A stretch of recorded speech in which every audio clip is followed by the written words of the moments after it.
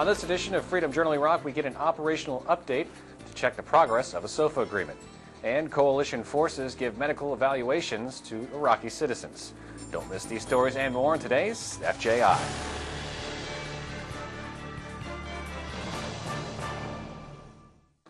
Hello, I'm Air Force Sergeant Braden Smith. Welcome to this edition of Freedom Journal Iraq. Iraqi and coalition forces are successfully reducing attacks and securing areas of Iraq's traditional hotbeds of violence. This progress is having a positive effect on all aspects of Iraqi life. Airman First Class Michael Williams reports on these improvements. Since May, Iraqi and coalition forces have reduced violence to a 4-year low by detaining insurgents and seizing weapons with the help of Iraqi citizens.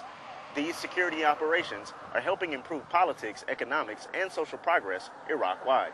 As Iraqi forces and Iraqi citizens cooperate to remove weapons from the hands of extremists before they can be used, their government is increasingly capable of being able to provide the services that Dr. Shakely talked about to the Iraqi people and allow businesses to reopen, allow children to go back to school, revitalize the agriculture sector as they are in the process of doing, and allow Iraqis to rebuild their lives.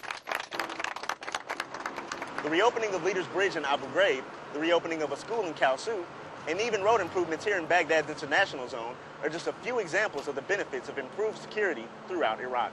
Reporting from Baghdad, Airman First Class Michael Williams. Medical evaluations are designed to gain trust and help the Iraqi people. Army Sergeant James Blaine shows us an evaluation that coalition forces set up in an area recently known as an insurgent stronghold. It was not long ago that violence ruled the streets in the Al-Qut district of Zawarja. But all that's changed now that the Iraqi police and Iraqi army took control. Without security, events like this medical assistance visit could not take place. After the security mission we do it here, everything is back. The people, the citizens start to cooperate with the police, and we start to go in there to their home to ask him what they need. If they have any kind of problem, we're ready to help. They start to cooperate to send and give us information about the bad, the cache, where they're hiding their criminal. We're coming here to clear the area from the bad. Can you help us? And the people start to cooperate with us. Has he ever seen a doctor for this problem? This medical assistant visit sends two messages: that it's safe for citizens to come out of their homes and that there is medical care available for them. The great thing about this is we've probably seen about 200 patients. The El Salvadorians provided a doctor and a dentist.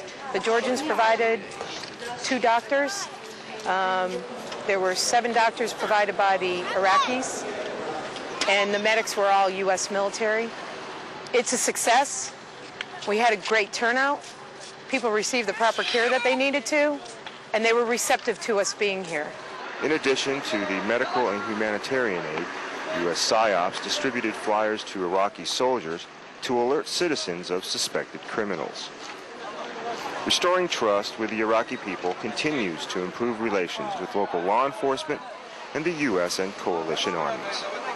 Reporting from Zawarja for the Multinational Division Center, I'm Army Sergeant Jim Blaine. Coming up, getting water to coalition forces in the middle of the desert. Here's your raid report. Iraqi army soldiers discovered a large weapons cache in the Rashid district of Baghdad. The cache consisted of 90 rockets with fuses, more than 10 claymores, and components to make several hundred explosively formed projectiles. Coalition forces captured 2 suspected special groups criminals in Baghdad. According to the suspect's family members, he is heavily involved in special groups criminal activities, including several attacks against coalition forces. Iraqi Special Operations Forces captured an alleged mid-level special groups criminal cell leader in Baghdad. The leader reportedly plans improvised explosive device attacks against Iraqi and coalition forces and plans the killing of Iraqi citizens. A local citizen's tip led Iraqi and coalition forces to sizable weapons caches in and around the city of Balad. The caches consisted of RPG rounds, various weapons, and various ammunitions. And that's your raid report. I'm Airman First Class Michael Williams.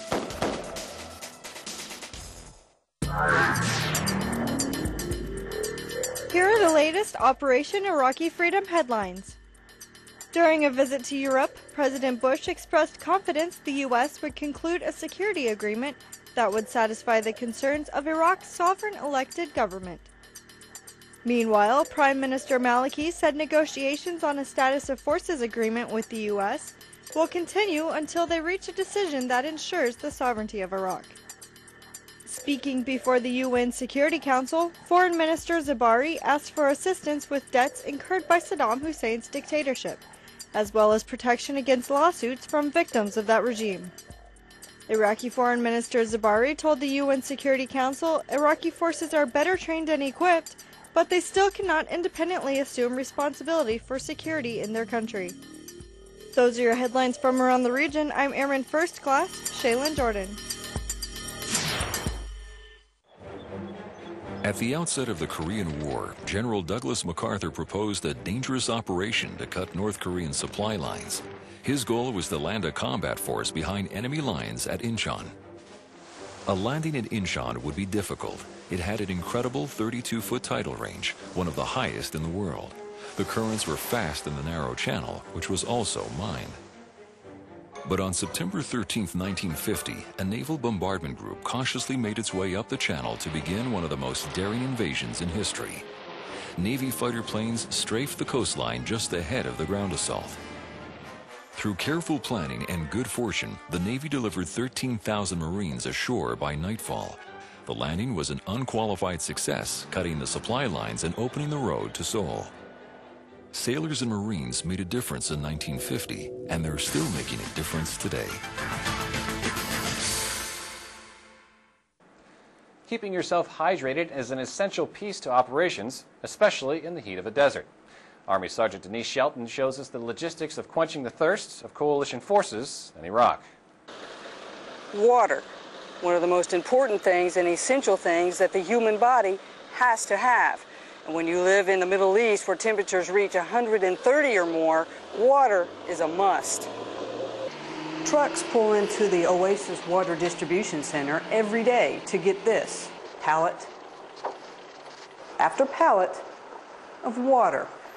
Trucks arrive with empty beds, but they aren't empty long. Members of the 62nd Quartermaster Company sees to that.